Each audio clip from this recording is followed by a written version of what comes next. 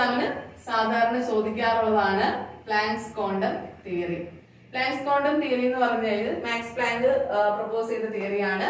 അതായത് പറയുന്നത് എന്താണ്, നമ്മുടെ ഫോട്ടോൺ അല്ലെ അല്ലെങ്കിൽ സബ്സ്റ്റൻസ് റേഡിയേഷൻസിനെ അബ്സോർബ് ചെയ്യുന്നുണ്ട്, എമിറ്റ് ചെയ്യുന്നുണ്ട്. പക്ഷെ ഇത് കണ്ടിന്യൂസ് ആയിട്ടായിരിക്കത്തില്ല. പിന്നെ എങ്ങനെയായിരിക്കും?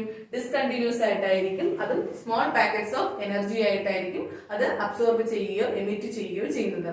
പ്ലാങ്ക്സ് ക്വാണ്ടം തിയറിയിലെ മെയിൻ പോസ്റ്റേറ്റ് അല്ലെങ്കിൽ മെയിൻ പോയിന്റ് എന്ന് പറയുന്നത് തന്നെയാണ് atoms or molecules absorb energy not continuously but discontinuously in the form of small packets of energy called quanta. അല്ലെ, സ്മോൾ പാക്കറ്റ്സ് ഓഫ് എനർജി വിളിക്കുന്ന പേരാണ് ക്വാണ്ട. ഓക്കെ, ഇനി അതിൽ നിന്ന് നമ്മൾ എനർജി കാൽക്കുലേറ്റ് ചെയ്യുന്നുണ്ട് അല്ലെ. E proportional to energy of each photon is directly proportional to nu അല്ലെ. E is proportional to nu is the frequency of radiation, that is E is equal to h nu. ഇതാണ് നമ്മുടെ planks equation എന്ന് പറയുന്നത്, energy equation എന്ന് പറയുന്നത്. E is equal to h nu, where E is the energy of the radiation, nu is the frequency of radiation, and h is constant called Planck's constant അല്ലെ. h നെ നമ്മൾ വിളിക്കുന്ന പേരെന്താണ്? Planck's constant. അതിന്റെ value എത്രയാണ്?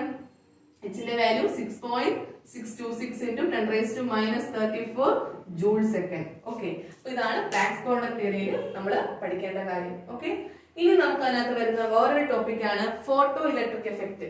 അപ്പൊ അതും വളരെ ഇമ്പോർട്ടന്റ് ആണ്. അത് എക്സാമിന് സാധാരണ ചോദിക്കുന്ന ക്വസ്റ്റ്യൻ ആണ്. ഫോട്ടോ ഇലക്ട്രിക് എഫക്ട് എന്ന് പറഞ്ഞാല് നമുക്കറിയാം, ഒരു മെറ്റൽ സർഫസില് ലൈറ്റ് വന്ന് വീഴുന്ന സമയത്ത് ആ മെറ്റലിന്റെ സർഫസിലുള്ള ഇലക്ട്രോൺസ് ഇജക്ട് ചെയ്യുന്നു. ഓക്കെ, അപ്പൊ മെറ്റലിന്റെ സർഫസിൽ എന്ത് വന്ന് വീഴുന്നു? ഒരു സ്യൂട്ടബിൾ ഫ്രീക്വൻസി ഉള്ള ലൈറ്റ് വന്ന് വീഴുന്നു. മെറ്റൽസ് സാധാരണ എടുക്കുന്നത് പൊട്ടാഷ്യം എടുക്കാം, റുബീഡിയം, സീഷ്യം. ലോ അയണൈസേഷൻ എന്താക്കിയുള്ള പൊട്ടാഷ്യം, റുബീഡിയം, സീഷ്യം ഇതുപോലെ മെറ്റൽസ് എടുത്തു കഴിഞ്ഞാൽ ഈ മെറ്റലിന്റെ സർഫസിൽ ലൈറ്റ് വന്ന് വീഴുമ്പം ആ മെറ്റലിന്റെ സർഫസിലുള്ള ഇലക്ട്രോൺസ് ഇജക്ട് ചെയ്യും, എമിറ്റ് ചെയ്യും. ആ പ്രോസസ്സിനെ വിളിക്കുന്നവരാണ് ഫോട്ടോ ഇലക്ട്രിക് എഫക്ട് എന്ന് പറഞ്ഞാല്. ഓക്കെ, അപ്പം ഇതിനകത്ത് കുറച്ച് ഒബ്സർവേഷൻസ് ഉണ്ട്.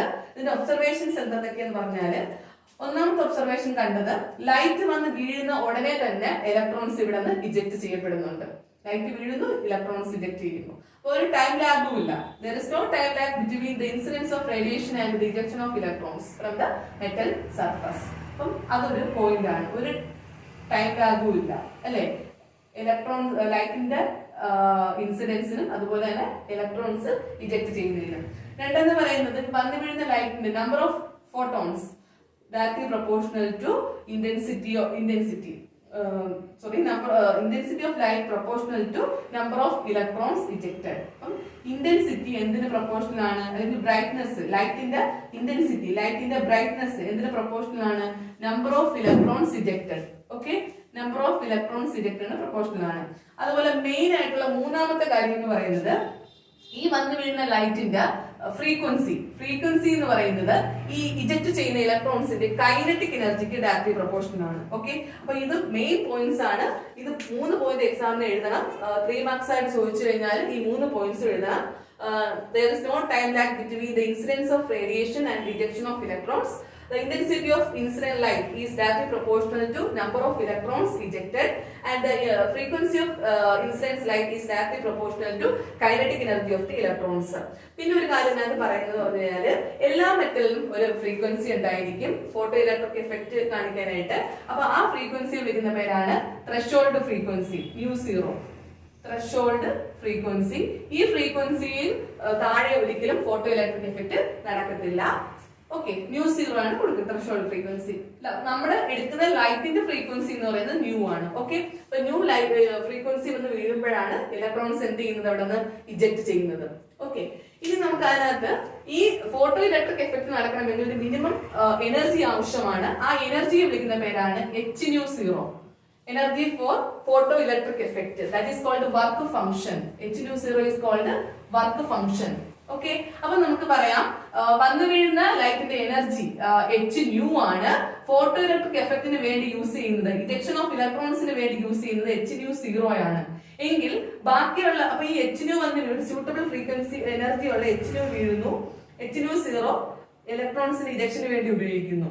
ബാക്കിയുള്ള എനർജിയാണ് കൈനറ്റിക് എനർജി ആയിട്ട് പോകും. നമ്മുടെ ഇലക്ട്രോൺസിന്റെ കൈനറ്റിക് എനർജി ആയിട്ട് പോകും. അപ്പൊ കൈനറ്റിക് എനർജി എന്ന് പറയുന്നത് എന്താണ്? എന്തിന്റെയൊക്കെയാണ്? വന്നു വീഴുന്ന ലൈറ്റിന്റെ എനർജി മൈനസ് ഇജക്ഷന് വേണ്ടി, ഫോട്ടോ ഇലക്ട്രിക് എഫക്റ്റിന് വേണ്ടി യൂസ് ചെയ്യുന്ന എനർജി. ഓക്കെ, അപ്പൊ ഇതാണ് നമ്മുടെ ഐൻസ്റ്റീൻ ആണ് ഇത് കൊണ്ടുവന്നത്. കൈനറ്റിക് എനർജി എന്ന് പറയുന്നത് ഈ പറയുന്ന വന്നു വീഴുന്ന ലൈറ്റിന്റെ എനർജി മൈനസ് അതുപോലെ വർക്ക് ഫംഗ്ഷൻ, അതായത് ഫോട്ടോ ഇലക്ട്രിക് എഫക്റ്റിന് വേണ്ടി യൂസ് ചെയ്യുന്ന എനർജി. ഓക്കെ, അപ്പൊ കൈനറ്റിക് എനർജി നിങ്ങൾക്ക് അറിയാം. കൈനറ്റിക് എനർജി ½ mv² ആണെന്ന് അറിയാം അല്ലെ? hν minus hν0. ഇതാണ് നമ്മുടെ ഐൻസ്റ്റീൻ കുറച്ച് മോഡിഫൈ ചെയ്തിട്ടുള്ള ഇക്വേഷൻ ആണ് ഈ പറയുന്നത്. ഓക്കെ, അപ്പം ഇത് രണ്ടും പഠിച്ചു ഓർണം. ഏതൊക്കെയാണ്? പ്ലാങ്ക് ക്വാണ്ടം തിയറിയും അതുപോലെ തന്നെയാണ് ഫോട്ടോ ഇലക്ട്രിക് എഫക്റ്റും. വെരി വെരി ഇമ്പോർട്ടന്റ് ആണ്, നന്നായിട്ട് പഠിക്കുക. ഓക്കെ, അതുപോലെ എക്സാമിന് ചോദിക്കുന്ന മറ്റൊരു ക്വസ്റ്റ്യൻ ആണ് Bohr model. Very very important ആണ്. ബോർ മോഡൽ നന്നായിട്ട് പഠിക്കണം. അപ്പൊ ബോർ മോഡലിനകത്ത് നമുക്ക് പറയാൻ പറ്റുന്നത് അതിന്റെ മെറിറ്റ്സും ഡീമെറിറ്റ്സും ആണ്. അപ്പൊ എന്തൊക്കെ മെറിറ്റ്സും ഡീമെറിറ്റ്സും ഉള്ളത് നോക്കി വയ്ക്കുക.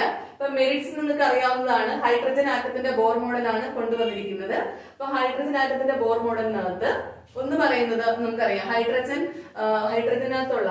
ആറ്റത്തിനകത്തുള്ള ഇലക്ട്രോണ് ന്യൂക്ലിയസിന് ചുറ്റും അല്ലെ ഒരു സർക്കുലർ പാത്തിലൂടെ എന്ത് ചെയ്തുകൊണ്ടിരിക്കുകയാണ്?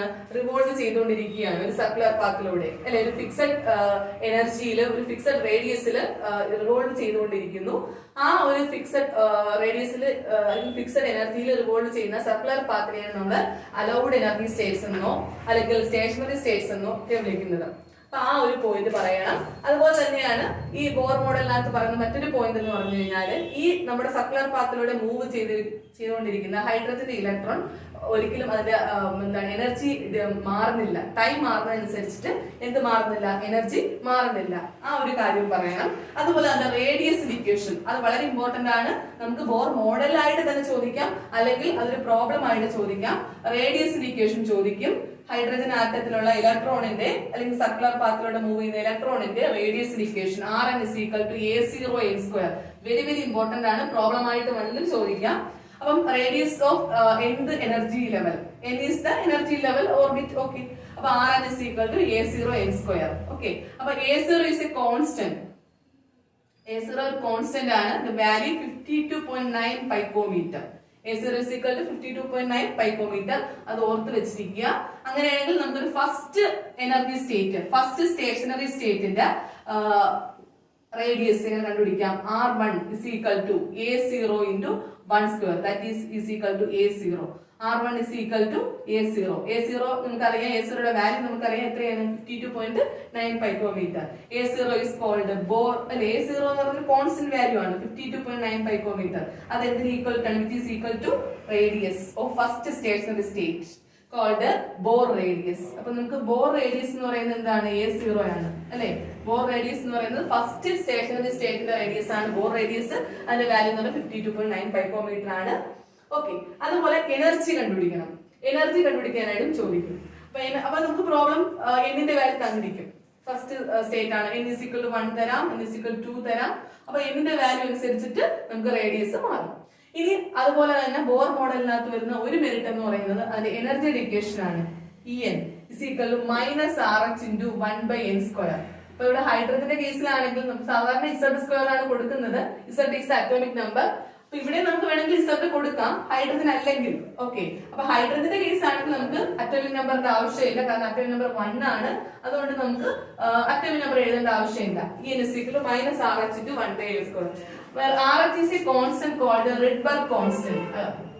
Rydberg constant.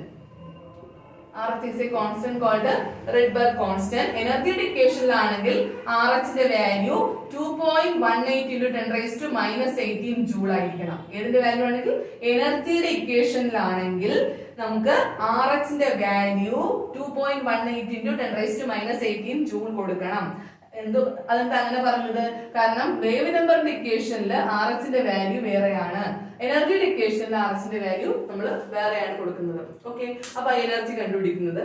അപ്പൊ ഇങ്ങനെ ഒരു 2-3 പോയിന്റ്സ്, ഒരു 3-4 പോയിന്റ്സ് പഠിച്ചു വെച്ചേക്കാം. എന്നിട്ട് അത് ബോർ മോഡലിൽ എഴുതുക. പിന്നെ അതിന്റെ ഡീമെറിറ്റ്സ് നോക്കുക. ഡീമെറിറ്റ്സ് എന്തൊക്കെയാണ്? അതായത് നമുക്കറിയാം ബോർ മോഡലിലെ ഡിമെറിറ്റ്സ് പറയുന്നത് ഒന്നെന്ന് പറയുന്നത് ഫൈൻ സ്ട്രക്ചറിനെ കുറിച്ച് ഹൈഡ്രജൻ സ്പെക്ട്രത്തെ കുറിച്ചൊക്കെ പറയുന്നുണ്ട്, പക്ഷെ ഫൈൻ സ്ട്രക്ചറിനെ കുറിച്ച് പറയുന്നില്ല. രണ്ടെന്ന് പറയുന്നത് നമുക്കറിയാം ഹൈഡ്രജനെ കുറിച്ച് മാത്രമേ ബോർ മോഡൽ എക്സ്പ്ലെയിൻ ചെയ്യുന്നുള്ളൂ, ഹൈഡ്രജൻ ആറ്റത്തിനെ കുറിച്ച് മാത്രം. ഹൈഡ്രജൻ അല്ലാത്ത എലമെന്റ്സ് ആറ്റംസ് ഉണ്ട്, അപ്പൊ അവരെ കുറിച്ച് എക്സ്പ്ലെയിൻ ചെയ്യുന്നില്ല. അപ്പൊ അങ്ങനെ ഒന്ന് രണ്ട് കാര്യങ്ങൾ അവിടെ പറയണം. പിന്നെ അതുപോലെ തന്നെ സ്റ്റാർക്ക് എഫക്റ്റും സീമാൻ എഫക്റ്റും അതും പറയണം. ഇലക്ട്രിക് ഫീൽഡിന്റെ പ്രസൻസിൽ ഉള്ള സ്പ്ലിറ്റിങ്ങിനെ കുറിച്ചുള്ളത് Stark effect, magnetic field split ചെയ്യുന്നത് സീമാൻ എഫക്റ്റ്, ഇതിനെ കുറിച്ചൊന്നും ഏതിൽ പറയുന്നില്ല, ബോർ മോഡലിൽ പറയുന്നില്ല. അപ്പൊ അതൊക്കെ ഡീമെറിറ്റ്സ് ആയിട്ട് നിങ്ങൾ എക്സാമിന് എഴുതിക്കൊള്ളണം. ഓക്കെ, ഇനി നമുക്ക് അപ്പൊ ബോർ മോഡലിന്റെ മെറിറ്റ്സും ഡീമെറിറ്റ്സും വളരെ ഇമ്പോർട്ടന്റ് ആണ്, അത് നോക്കുക. ഇനി നമുക്ക് അതിനകത്ത് ഒന്ന് പറയാനായിട്ട് ഉള്ളത്, അതുപോലെ നമുക്ക് ലൈൻ സ്പെക്ട്രം പഠിക്കണം. ലൈൻ സ്പെക്ട്രം ഇമ്പോർട്ടന്റ് ആണ്. ലൈൻ സ്പെക്ട്രം ഹൈഡ്രജന്റെ ലൈൻ സ്പെക്ട്രമാണ്. ലൈൻ സ്പെക്ട്രം ഓഫ് ഹൈഡ്രജൻ വളരെ ഇമ്പോർട്ടന്റ് ആണ്. അതിനകത്ത് നമുക്ക് എമിഷൻ ലൈൻസ് പഠിച്ചു വെച്ചേക്കാം. ഏതൊക്കെയാണുള്ളത് നിങ്ങൾക്ക് അറിയായിരിക്കും. ഏതൊക്കെയാണ് എമിഷൻ ലൈൻസ് എന്ന് പറയുന്നത്? ഓക്കെ, ലൈമാൻ സീരീസ് അത് വളരെ ഇമ്പോർട്ടന്റ് ആണ്. Lyman, Balmer, passion, bracket, fund. ഇത് ഇത്രയാണ് നമുക്ക് പഠിക്കാനുള്ളത്. ഈ സീരീസിന്റെ കാര്യങ്ങൾ നോക്കുക. ഇതിന്റെ N1 ഉം N2 ഇമ്പോർട്ടന്റ് ആണ്. അപ്പൊ അതിനകത്ത് ലൈമാൻ സീരീസ് ആകുമ്പോൾ 1 വരും N1, അതേസമയം N2 വാല്യൂ 2, 3, 4 എക്സെട്ര. അപ്പൊ ആ ഒരു കാര്യം. ബാർമർ ആകുമ്പോൾ N1, 2 വരും, അതിന്റെ വാല്യൂസ് അതിന്റെ +1 വരും, 3, 4, 5 എക്സെട്ര. അതുപോലെ 3 അതിന്റെ കറസ്പോണ്ടിങ് അടുത്ത വാല്യൂസ് വരും. ഇത് 4 ആണെങ്കിൽ 5, 6, 7 എക്സെട്ര വരാം. ഇത് 5 ആണെങ്കിൽ 6, 7, 8 എക്സെട്ര വരാം. ഇനി ഇത് ഏത് റീജിയനിലാണ്? ലൈമാൻ കാണുന്നത് UV റീജിയനിലാണ്, ബാൾമർ കാണുന്നത് വിസിബിൾ റീജിയനിലാണ്, പാഷൻ, ബ്രാക്കറ്റ്, ഫണ്ട് ഇവര് മൂന്നുപേരും IR റീജിയനിലാണ്. അപ്പൊ നമുക്ക് കാണാൻ പറ്റുന്ന ഒരു എമിഷൻ ലൈൻ എന്ന് പറയുന്നത് ബാൾമർ ആണ്, കാരണം അത് വിസിബിൾ റീജിയനിലാണുള്ളത്. അതുകൊണ്ട് ബാൾമർ ആണ് നമുക്ക് കാണാൻ സാധിക്കുന്നത്. ഇനി ഇതിന്റെയൊക്കെ നമുക്ക് വേവ് നമ്പർ കണ്ടുപിടിക്കാനായിട്ടുണ്ട്. Nu bar is equal to RH into 1/n1 square minus 1/n2 square. വളരെ ഇമ്പോർട്ടന്റ് ആണ്. ഇതിന്റെ വേവ് നമ്പർ കാണുന്ന equation nu bar is equal to എന്താണ്? Yes, 1/λ. Nu bar is equal to 1/λ. Nu bar is equal to RH into 1/n1 square minus 1/n2 square. ഇനി ഈ RH ന്റെ value നമ്മൾ നേരത്തെ ഒരെണ്ണം പറഞ്ഞു, എനർജി ഇക്വേഷന്റെ 2.18 × 10⁻18 ജൂൾ ആണ്. പക്ഷെ ഈ കേസിൽ നമ്മുടെ RH ന്റെ വാല്യൂ എന്ന് പറഞ്ഞാൽ 109677 സെന്റിമീറ്റർ അല്ലേ, 109677 cm⁻⁻1 ആണ് RH ന്റെ വാല്യൂ വന്നിരിക്കുന്നത്. ഓക്കെ, അപ്പൊ ഇത് നോക്കി വെച്ചേക്കാം. എമിഷൻ ലൈൻസ്, ഹൈഡ്രജൻ സ്പെക്ട്രത്തിന്റെ എമിഷൻ ലൈൻസ്. ഇനി നമുക്ക് അതിനകത്ത് സ്ട്രക്ചർ ഓഫ് ആറ്റത്തിനകത്ത് മെയിൻ ആയിട്ടുള്ള കാര്യം ഡി ബ്രോഗ്ലി ഇക്വേഷൻ ഇമ്പോർട്ടന്റ് ആണ്. ഹീസൻബർഗ് അൺസർട്ടനിറ്റി പ്രിൻസിപ്പിൾ അങ്ങനെയുള്ള കുറച്ച് കാര്യങ്ങൾ. ഡി ബ്രോഗ്ലി ഇക്വേഷൻ നമുക്കറിയാം, ഡ്യുവൽ നേച്ചർ ഓഫ് മാറ്റർ അല്ലെ, മാറ്ററിന്റെ ഡ്യുവൽ നേച്ചർ ആണ് നമ്മൾ പറയുന്നത് ഡി ബ്രോഗ്ലി ഇക്വേഷൻ എന്ന് പറയുന്നത്. ഡി ബ്രോഗ്ലി ഇക്വേഷൻ വളരെ വളരെ ഇമ്പോർട്ടന്റ് ആണ്. അത് പറയുന്ന ഇക്വേഷൻ ഏതാണ്? λ = h/mv. ഇപ്പൊ ഡി ബ്രോഗ്ലി ഇക്വേഷൻ എഴുതാൻ ചോദിക്കാം, ഡ്യുവൽ നേച്ചർ ഓഫ് മാറ്റർ എഴുതാനായിട്ട് ചോദിക്കാം. അപ്പൊ അല്ലാതെ നമുക്ക് പ്രോബ്ലം ആയിട്ട് ചോദിക്കാം. അപ്പൊ മാസിന്റെ വെലോസിറ്റി എന്ന് പറയുന്ന മൊമെന്റം ആണ്, അങ്ങനെ എഴുതാം. λ = h/p. Okay, λ is the de Broglie wavelength, h is Planck's constant, p is the momentum. Mass ഇത് mmv ആണ് എഴുതുന്നത്, മാസും വെലോസിറ്റി ആണ്. അപ്പൊ നമുക്ക് λ കണ്ടുപിടിക്കാനായിട്ട് എക്സാമിന് ചോദിക്കാം. നമുക്ക് ചിലപ്പോൾ മൊമെന്റം തന്നിരിക്കും അല്ലെ, അല്ലെങ്കിൽ നമുക്ക് മാസും വെലോസിറ്റിയും തന്നിരിക്കും. അപ്പൊ അങ്ങനെ നമുക്ക് എന്ത് കണ്ടുപിടിക്കാം? λ കണ്ടുപിടിക്കാം. ഓക്കെ, ഇനി അതിനകത്ത് ചോദിക്കുന്ന വേറൊരു ക്വസ്റ്റ്യൻ ആണ് ഹീസൻബർഗ് അൺസർട്ടനിറ്റി പ്രിൻസിപ്പിൾ. ഹീസൻബർഗ് അൺസർട്ടനിറ്റി പ്രിൻസിപ്പിൾ എന്താണ് അത് നോക്കാം, വളരെ ഇമ്പോർട്ടന്റ് ആണ്. ഹീസൻബർഗ് അൺസർട്ടനിറ്റി പ്രിൻസിപ്പിൾ അതായത് നമുക്കറിയാം സ്മോൾ മൂവിംഗ് ആയിട്ടുള്ള microscopic particle, that is electron. ഇലക്ട്രോണിനെ പോലെയുള്ള മൂവിംഗ് ആയിട്ടുള്ള മൈക്രോസ്കോപ്പിക് ആയിട്ടുള്ള അല്ലെ സ്മോൾ പാർട്ടിക്കിൾ, മൈക്രോസ്കോപ്പിക് പാർട്ടിക്കിൾ എടുത്തു കഴിഞ്ഞാൽ അവരുടെ പൊസിഷനും മൊമെന്റവും ഒരേ സമയം നമുക്ക് കണ്ടുപിടിക്കാനായിട്ട് എക്സാക്ട് ആയിട്ട് പ്രെഡിക്റ്റ് ചെയ്യാനായിട്ട് സാധിക്കത്തില്ല അല്ലെ, സൈമൾട്ടേനിയസ് ആയിട്ട്. Impossible to determine exact position and momentum of small moving particle, okay, like electron simultaneously അല്ലേ. സൈമൾട്ടേനിയസ്ലി ഒരേ സമയം നമുക്ക് പൊസിഷനും അതുപോലെ തന്നെയാണ് മൊമെന്റവും നമുക്ക് ഒരേ സമയം പ്രെഡിക്റ്റ് ചെയ്യാനായിട്ട് എക്സാക്ട് ആയിട്ട് പ്രെഡിക്റ്റ് ചെയ്യാനായിട്ട് സാധിക്കത്തില്ല.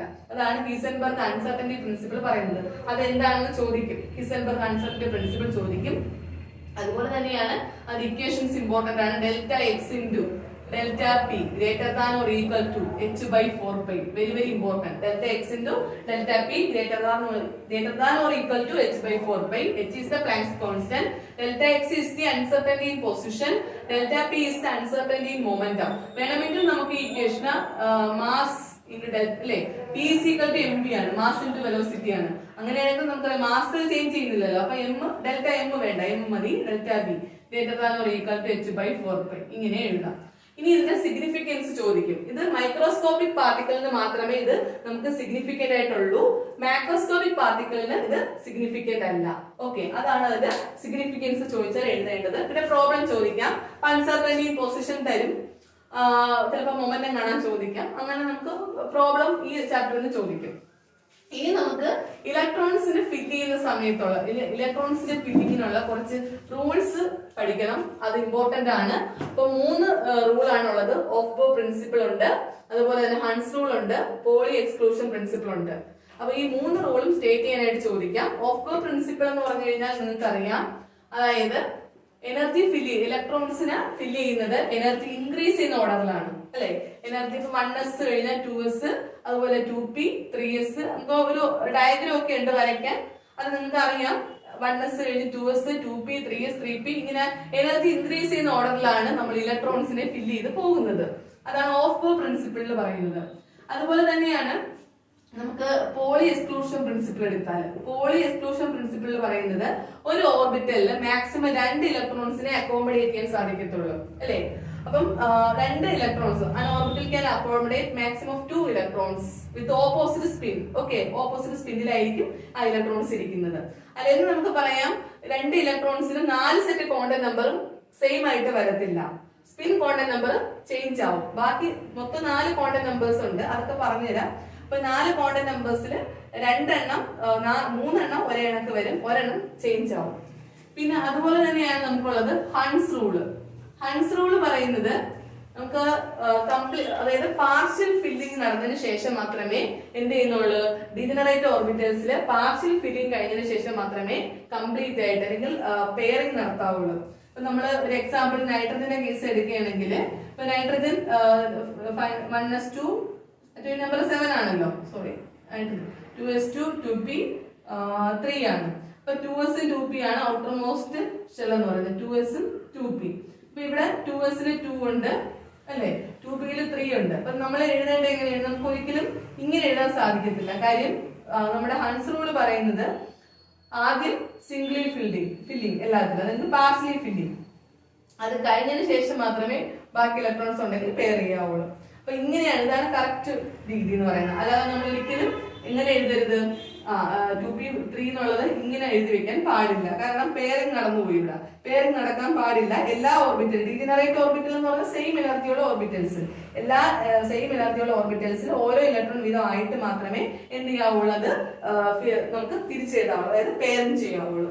ഓക്കെ, അപ്പം ഈ 3 റൂളും ഓർത്ത് വെച്ചേക്കുക. അപ്പൊ ക്വാണ്ടം നമ്പേഴ്സും ചോദിക്കാൻ സാധ്യതയുണ്ട്. ക്വാണ്ടം നമ്പേഴ്സ് 4 എണ്ണം ഉണ്ട്, അത് ഓർത്ത് വെക്കുക. Principal quantum number, azimuthal quantum number, magnetic quantum number, spin quantum number. ഓരോ ക്വാണ്ടം നമ്പേഴ്സിന്റെ യൂസും വളരെ ഇമ്പോർട്ടന്റ് ആണ്. അത് നമുക്കൊന്ന് ജസ്റ്റ് അത് നോക്കണം. അപ്പം നമുക്ക് പറയാവുന്നത് പ്രിൻസിപ്പൽ ക്വാണ്ടം നമ്പറിന്റെ വാല്യൂ അത് ജസ്റ്റ് ഒന്ന് പറഞ്ഞു n. അതുപോലെ തന്നെ azimuthal quantum number L, magnetic quantum number ML, spin quantum number MS.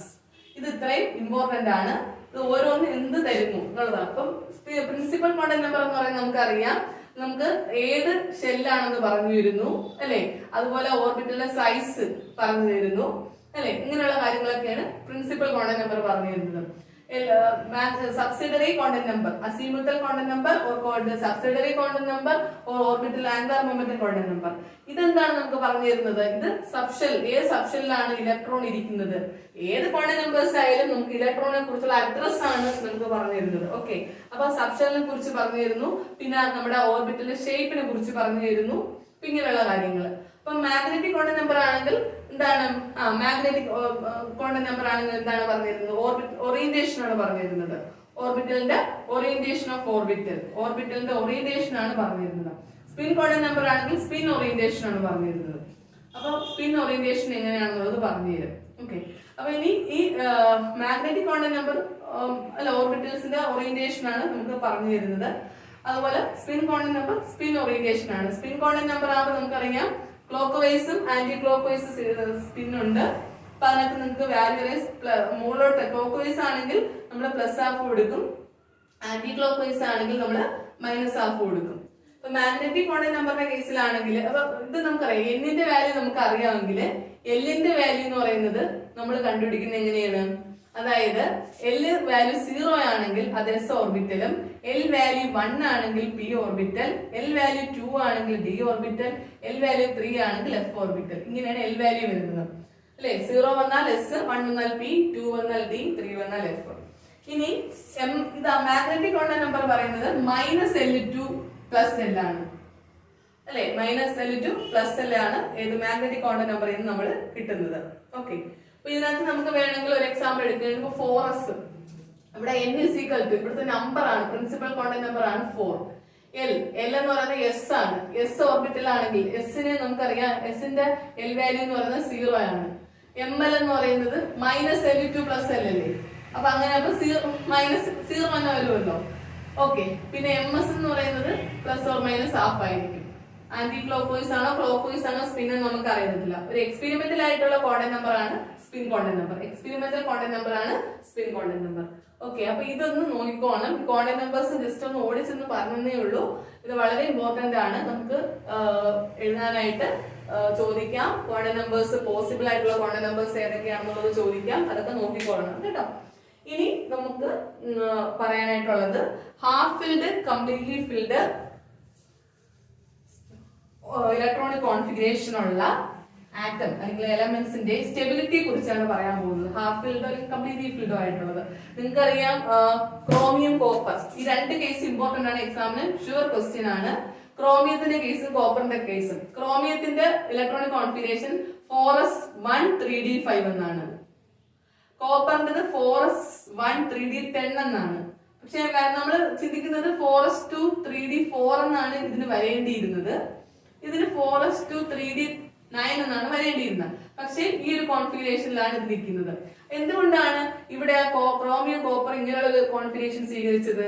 Yes, അതായത് ഇവിടെ D5 ആണ് ഹാഫ് ഫിൽഡ് കോൺഫിഗറേഷൻ, ഇവിടെ D10 ആണ് കംപ്ലീറ്റ്ലി ഫിൽഡ് കോൺഫിഗറേഷൻ.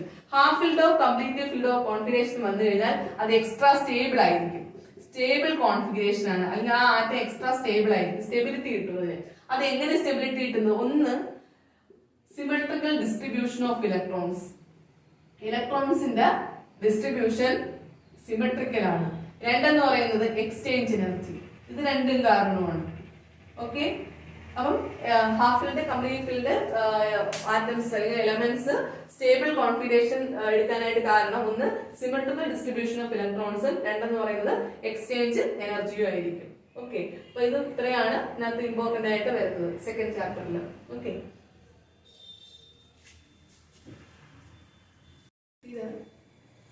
അല്ല സമയം